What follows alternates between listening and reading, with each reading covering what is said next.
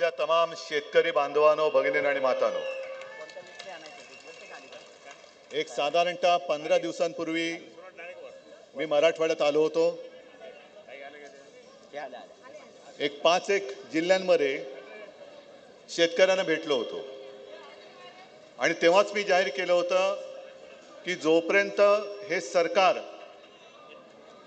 कर्जमुक्ती करत नाही तोपर्यंत या सरकारला आम्ही काही सोडत नाही. गेल्या वेळेला आलो तेव्हा पाऊस होता, या वेळेला आलो तेव्हा कडक ऊन आहे.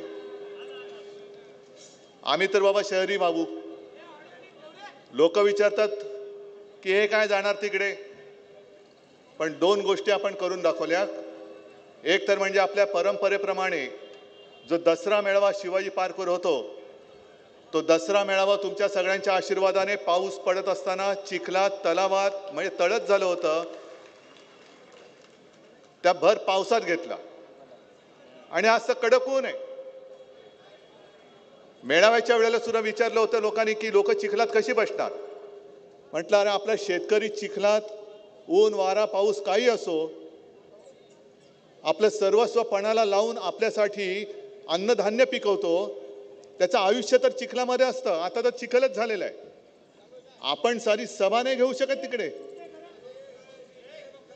या दोन्ही गोष्टीचा अर्थ असा की बोलणारे काही बोलू देत,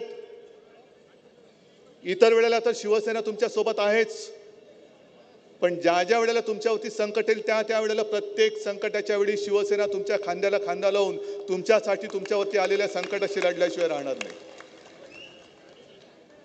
मी जेव्हा शेतकऱ्यांशी बोललो 50,000 रुपये पर हेक्टर, हे का मला स्वप्न नाही पडलेलं.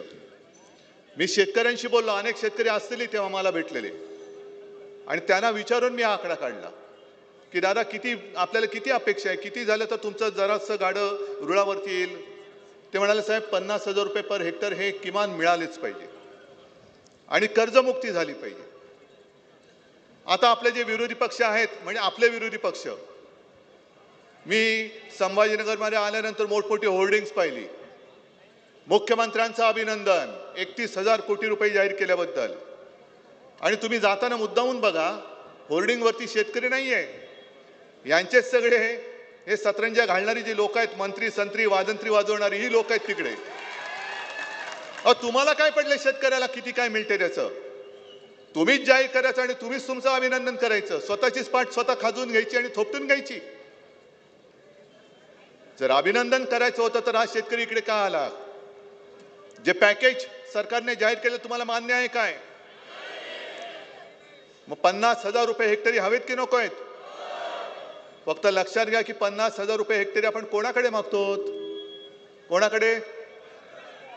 ज्यांनी 50 खोके घेतले त्यांच्याकडे 50,000 रुपये हेक्टरी मागतो.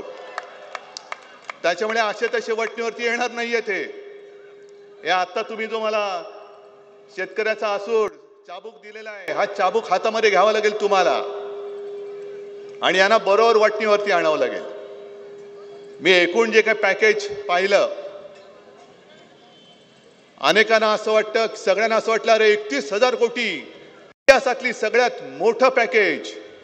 नाही, इतिहासातली सगळ्यात मोठी थाप मारलेली आहे सरकारने. आजपर्यंत एवढी मोठी थाप कोणत्याही सरकारने मारली नव्हती. ती इतिहासातली पहिली मोठी थाप या देवेंद्र फडणवीसांच्या सरकारने मारलेली आहे. बरं, यांना जरा जरी कळवळा असता तरी आता काल परवाकडे आपल्या देशाचे पंतप्रधान मुंबईमध्ये येऊन गेले, महाराष्ट्रात येऊन गेले. तुम्ही पाहिलं, टीव्हीवरती बघितलं का? मी नाही बघितलं, पण मी ज्यांनी पाहिलं त्यांना विचारतोय, त्यांच्या भाषणामध्ये कुठल्याही दोन्ही भाषणात 2, 3, 5, 10 भाषणं झाली असतील, एका तरी भाषणात शेतकऱ्यांबद्दल काही उल्लेख होता का? मग ज्या पंतप्रधानांना जिथे आपण चाललोय त्यातल्या महाराष्ट्राची परिस्थिती काय माहिती नाहीये, त्यांच्याकडनं आपण काय नाही मागतोय, कशासाठी मागायचा? म्हणजे जे 1 फूल आणि 2 हाफ बसलेले आहेत, कोण? 1 फूल आणि 2 हाफ.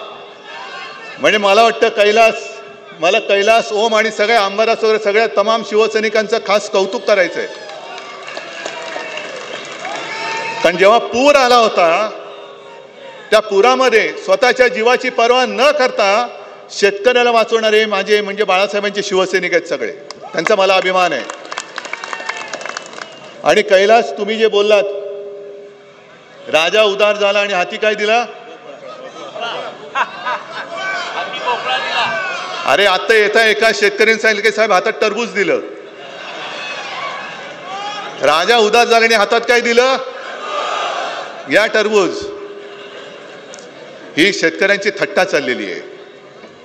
बरं, मी काय म्हणतो, चला जाऊ दे, शेतकऱ्याचा हा आक्रोश आपण जरा बाजूला करू. मी या सरकारने जाहीर केलेल्या पॅकेजचं समर्थन करायला तयार आहे, पण माझी एक अट आहे, बघा तुम्हाला पटते का. कारण जीवन उद्ध्वस्त झालंय, जमीन खरडून गेले, रबी पीक घेणार कसं आता तुम्ही?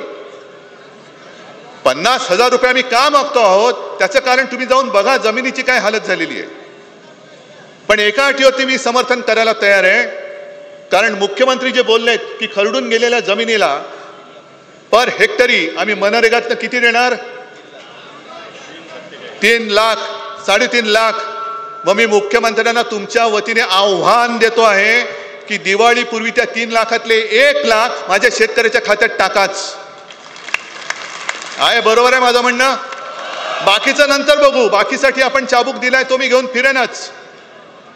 पण जर तुमच्यामध्ये एवढी तुमची नियत, मी मुख्यमंत्री असताना माझी नियत काढत होता, आता मी तुमची नियत काढतो.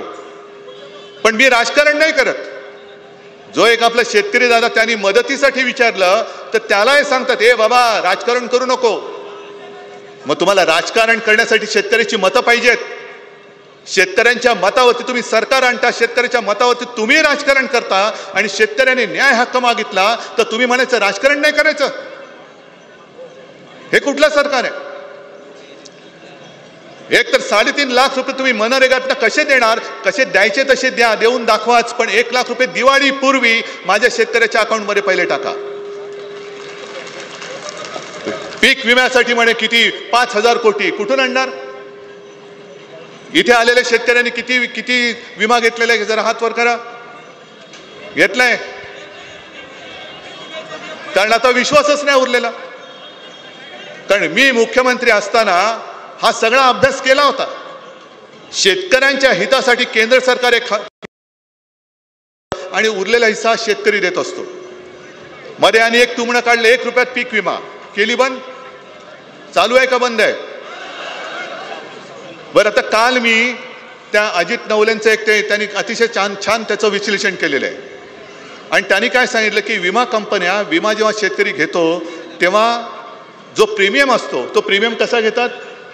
60 रुपये पर हेक्टर कापसासाठी, बरोबर आहे, आणि 58,000 रुपये पर हेक्टर सोयाबीनसाठी. आणि नुकसान होतं, नुकसान किती मिळतं?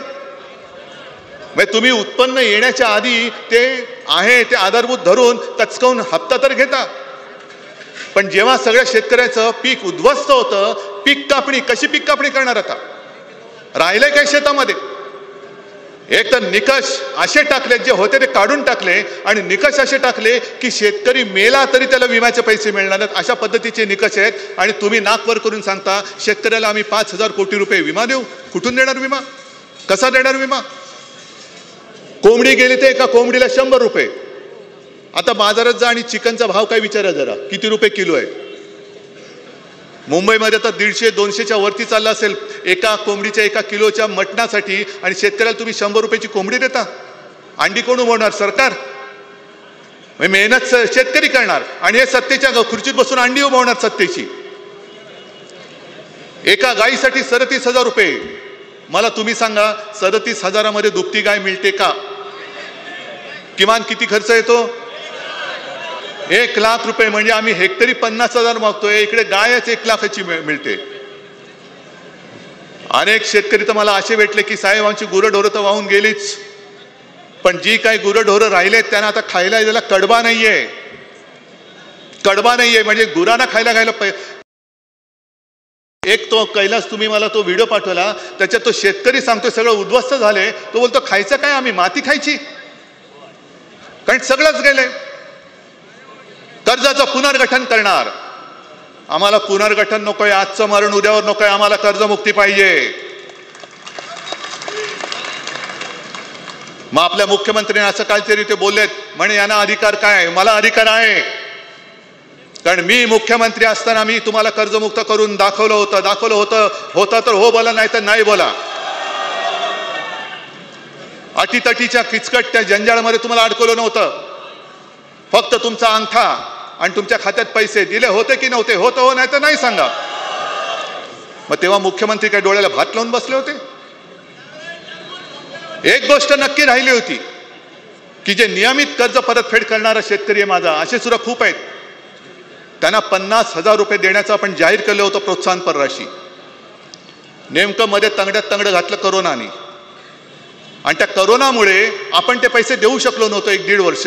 ते द्यायला जेव्हा सुरुवात केली तेव्हा हे खोकेवाले खोके घेऊन पळाले, आपलं सरकार पाडलं आणि स्वतः डोक्यावरती बसले. ते जर का डोक्यावरती बसले नसते तर 50,000 तर मी दिलेच होते, पण याही वेळेला तुम्हाला मी कर्जमुक्त करून दाखवलं असतं. आता फक्त शेतकरी बांधवांना आणि भगिन्यांना माझी विनंती आहे, तुम्ही मी जे सांगतोय तुम्ही भोगतात. मी 4 चौघांना विचारून प्रत्यक्ष बघून हे मी सगळं बोलतोय, पण तुमचे डोळे उघडणार आहेत की नाही? आज असं काय नाही की कोणत्या तरी एका समाजाच्या, एका जातीच्या, पातीच्या, धर्माच्या शेतकऱ्यावरती संकट आले. आभाळ फाटले. आभाळ असं फाटले की आता शिवायला दोरा आणायचं कुठून? आज हंबरडा मोर्चा नाहीये, हा इशारा मोर्चा आहे. सरकारला आम्ही इशारा देतो आहोत की जर तुम्ही कर्जमुक्त केलं नाहीत तर आम्ही फक्त मराठवाडा नाही तर अख्खा महाराष्ट्रातला शेतकरी रस्त्यावरती उतरून तुमचा विरोध केल्याशिवाय राहणार नाही. अख्ख्या महाराष्ट्रातल्या शेतकऱ्याला मी आवाहन करतोय. फक्त मी तुम्हाला जे सांगतोय की अरे आता तरी डोळे उघडा. ज्या वेळेला तुमच्यावरती संकट येतं तेव्हा तुम्हाला सांगितलं जातो, दम दिला जातो, ए बाबा राजकारण करू नको. पण आता जिल्हा परिषद येत आहेत, सगळ्या निवडणुका येत आहेत, तेव्हा बघा कसे तुमच्यासमोर गुडघ्यावरती येतील. बरं, पंतप्रधान आले, पंतप्रधानांनी काय महाराष्ट्राला मदत करण्याची काय घोषणा केली का? कारण संकट आले. शेतकरी काय मेला तर मेला, दुसरा उभा राहील. उत्तरेमध्ये नाही का तो शेतकरी किती जवळपास वर्षभर रस्त्यावरती होता, कडाक्याची थंडी होती, पाऊस होता, ऊन होता, अनेक शेतकरी त्याच्यामध्ये मृत्युमुखी पडले. पण शेतकरी दिल्लीत आपल्या राजधानीत येऊ नये म्हणून त्या शेतकऱ्यांच्या वाटेमध्ये खेळ पसरणारं हे नतद्रष्ट सरकार, डबल इंजिन, त्यांच्या वाटेत खिळे टाकले, तारीचं कुंपण लावलं, बंदुका घेऊन, अश्रुधूर घेऊन त्यांच्यावरती अश्रुधूर मारला. त्यांच्याकडे आपण दाद मागतो आहोत. आणि जर महाराष्ट्रामध्ये आता निवडणूक लागली मग बघा मोदीजी कसे पटापटा तुम्हाला घोषणा करून खुश करून टाकतील की नाही. आज महाराष्ट्रामध्ये विधानसभेची निवडणूक नाही तरी सुद्धा शिवसेना तुमच्या सोबत आलेली आहे. पंतप्रधान जातात ते बिहारमध्ये जातात. आता सुद्धा मी येताना वाचलं की सप्टेंबरचा लाडक्या बहिणीचा हप्ता हा आज म्हणजे ऑक्टोबरमध्ये टाकलेला आहे, गेल्या महिन्याचा. निवडणुकीच्या वेळेला जवळपास 3 का 4 महिन्याचे हप्ते एकत्र करून टाकले होते की नव्हते? मग त्याच्यानंतर कापलं, कारण त्याच्यात सुद्धा गडबड घोटाळा, मध्येच यांनी यांचे सगळे बापे घुसवले, मग त्याच्यात सुद्धा यांनी पैसे खाल्ले. आता गेल्या महिन्याचा आज देत आहेत. जे शिवभोजन आपण सुरू केलं होतं, कोणाकोणाच्या गावात शिवभोजन सुरू आहे अजून? 10 रुपयात मी दिलं होतं ना गोरगरिबांना. कोरोना काळात तर 5 रुपये आणि काही काळ तर मोफत दिलं होतं. बंद. 1 रुपयामध्ये पीक विमा बंद. दादा 1 मिनिट थांबा. 1 रुपयामध्ये पीक विमा बंद. बरं, यांनी सुरू केलेला आनंदाचा शिधा येतोय? मग सगळं बंद करून टाकायचं. आणि पंतप्रधानांनी 2014 साली जे आश्वासन दिलं होतं, तुमच्यामध्ये इथे किती शेतकरी बसलेत आहेत ना? बरं, आता एवढ्या शेतकऱ्यांपैकी मला सांगायचं की खरोखर प्रामाणिकपणाने 2014 साली मोदीजींनी जी काय वचनं दिली होती की शेतकऱ्याचं उत्पन्न आम्ही दुप्पट करू, तुमच्यापैकी एका जरी शेतकऱ्याचं उत्पन्न दुप्पट झालं असेल तरी मी मानायला तयार आहे. मग 14 सालापासून 25 साल उजाडलं. शेतकऱ्याचं उत्पन्न तर दुप्पट होतच नाही, पण शेतकऱ्याचं नुकसान झाले त्याच्यामध्ये सुद्धा तुम्ही पैसे द्यायला तयार नाही. बिहारची निवडणूक जिंकायची, सगळं अंगलट आलंय, कारण तिकडे मत चोरी पकडली गेली, आपल्याकडे सुद्धा पकडली गेले. मत चोर गद्दी छोड ती घोषणा दिल्यानंतर यांच्या बुडाशी आलं, बुडाला आग लागली, म्हणून कोणी प्रस्ताव न देता बिहारच्या जवळपास 75 लाख महिलांना त्यांच्या खात्यामध्ये पंतप्रधानांनी 10,000 रुपये देऊन टाकले. मग माझ्या महाराष्ट्राने काय घोडं मारले? मला बिहारला तुम्ही मदत देता म्हणून पोटात दुखत नाहीये, पण पंतप्रधान तुम्ही भाजपचे नाहीत, पंतप्रधान तुम्ही देशाचे आहात.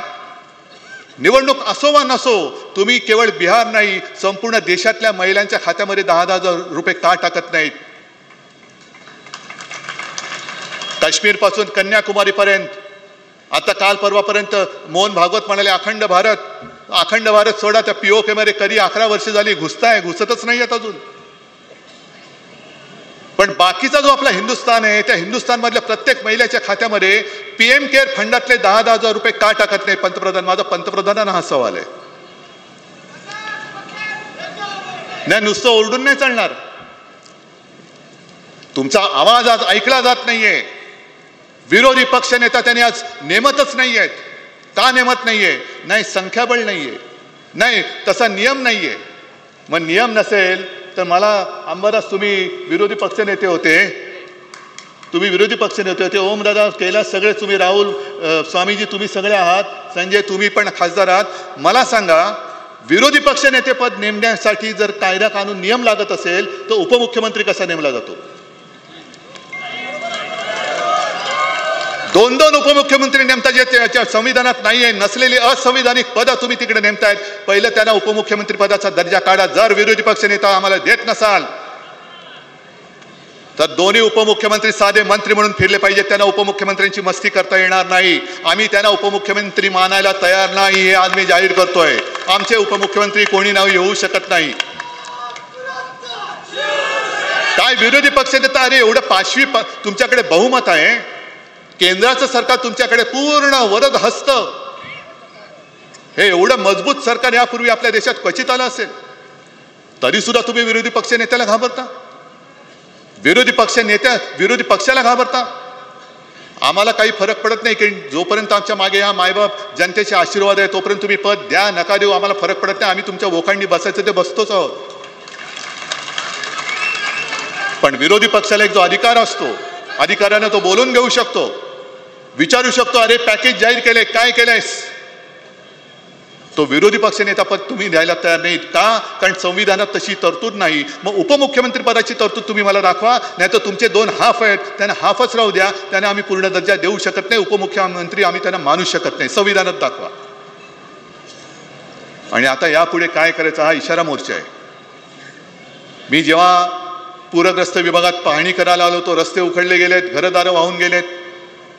शेतामध्ये तेव्हा जवळपास गुडघाभर पाणी होतं, पीक तर सडून गेलं होतं. अनेक मुलांची शाळा, पुस्तकं, वह्या वाहून गेले होत्या. आणि परीक्षा शुल्क माफ केले, फी माफ केली पाहिजे, फी, कर्ज माफ केलं पाहिजे. पुनर्गठन करायचं, कसं करायचं? आत्ताचं जे कर्ज आहे ते डोक्यावरती बसले, फेडू शकाल तुम्ही? पुनर्गठन केलं तर तुम्हाला फायदा होणार आहे का मला सांगा? मला जे काय कळतं त्याच्याप्रमाणे पुनर्गठन म्हणजे आजचं मरण उद्यावर, बरोबर ना? म्हणजे जे काय तुम्ही हप्ते भरायचे राहतात ते जे काय साठत जातं त्याच्यावरती व्याज लागणार आणि मग ते तुम्ही भरायचं. म्हणजे जवळपास चक्रवाढ व्याज झालं. हे सरकारची सावकारी झाली. आता एक तर पीक सगळं गेलंय, जमिनी गेल्यात, रबी पीक काढायचंय, कर्ज आणणार कुठून? पहिलं कर्ज फेडणार कसं? आणि पहिलं कर्ज घेतलेल्या बँका, दिलेल्या बँका तुम्हाला कर्ज देणार की नाही? आणि म्हणून मी विचारलं की ज्याप्रमाणे साखर कारखानदार टगे फुगलेत, बरं 15 रुपये तुम्ही मुख्यमंत्र्यांचा तो पूरग्रस्तांचा भार तो ऊस उत्पादक शेतकऱ्यांवरती टाकले, कारखान्यांवरती नाही. हे टगे सगळे कारखानदार शेकडो कोटी रुपये यांनी सरकारकडनं थक हमीच्या नावावरती लुटून टाकलेले आहेत. आणि ज्यांना शिक्षा करायला पाहिजे ते भाजपात गेल्यानंतर त्यांना पुन्हा थक बाकी असताना सुद्धा थक हमी देत आहे. तशी माझ्या शेतकऱ्याची थक हमी माझं सरकार का घेत नाही? मोदीजी बोलले होते की ये लोग आपका मंगलसूत्र चुरा के किसी को दे देंगे. अहो मोदी साहेब, माझ्या शेतकऱ्याला त्याच्या पत्नीचं मंगलसूत्र गहाण टाकावं लागतंय. ते कर्ज माफ तुम्ही नाही केलं तर ते मंगलसूत्र आज त्याला पुन्हा कधी मिळणारच नाही. अशा परिस्थितीत माझा शेतकरी अडकलेला आहे. तुम्ही धार्मिक भावनेवरती राजकारण करता आहात, पण जीव चाललाय, तो जीव वाचवण्यासाठी काय करते? कोणीच काही करत नाहीये. आणि त्याच्यासाठी जे मी म्हटलं की हा इशारा मोर्चा आहे. दिवाळीच्या आधी सगळ्यांनी पुन्हा जिल्ह्यामध्ये जायचं, हे पॅकेज जे आहे हे पॅकेज येते की नाही. अगदी आपल्याकडे विरोधी पक्षनेता पद नसलं तरी अधिकाऱ्याला बोलवल्यानंतर अधिकारी आलाच पाहिजे, कारण जनता तुमच्या समोर आहे. आणि जर कोणी अधिकाऱ्यांनी मस्तीत वागला तर शेतकऱ्याचा असूड काय असतो हे त्याला एकदा दाखवावं लागेल. सगळ्या अधिकाऱ्यांना पण सांगतो की अरे तुम्ही सुद्धा शेतकऱ्यांची पोरं आहात. आज आपला मायबाप शेतकरी, ज्या शेतकऱ्यांनी कोरोनाच्या काळामध्ये माझं अर्थचक्र पेललं होतं, महाराष्ट्राचं अर्थचक्र पेललं होतं, तो संकटामध्ये इकडे तुम्ही बाबूगिरी करू नका, खरडेघासी करू नका. आणि शिवसेना आता लक्ष ठेवेल यांनी जाहीर केलेल्या पॅकेजवरती. एक तर दिवाळीच्या आज जे जाहीर केले ते तुम्ही पहिले द्या, आणि दिवाळी नंतर सुद्धा मी मराठवाड्यातच नव्हे तर संपूर्ण महाराष्ट्रामध्ये प्रत्येक जिल्ह्यात जाऊन शेतकऱ्यांना भेटणार आहे. प्रत्येक ठिकाणी विचारणार, दादा तुला किती पैसे मिळाले, तुझं किती नुकसान झालं होतं, विम्याचे पैसे मिळाले की नाही, कर्जाचे पुनर्गठन नाही, कर्ज माफ झाले की नाही, गायीसाठी पैसे मिळाले की नाही, हे सगळं मी विचारणार. हा शिवसेनेचा आता याच्या पुढचा कार्यक्रम असेल. जा प्रत्येकाने गावागावात जा, जिथे जिथे ही छोटी छोटी मोठी मोठी ऑफिसेस आहेत तिकडे जाऊन ठाण मांडून बसा आणि त्यांच्या सर्कलमधल्या शेतकऱ्यांना हे पॅकेज मिळते की नाही ते मिळून देण्याचं काम यापुढे आता शिवसेना करेल.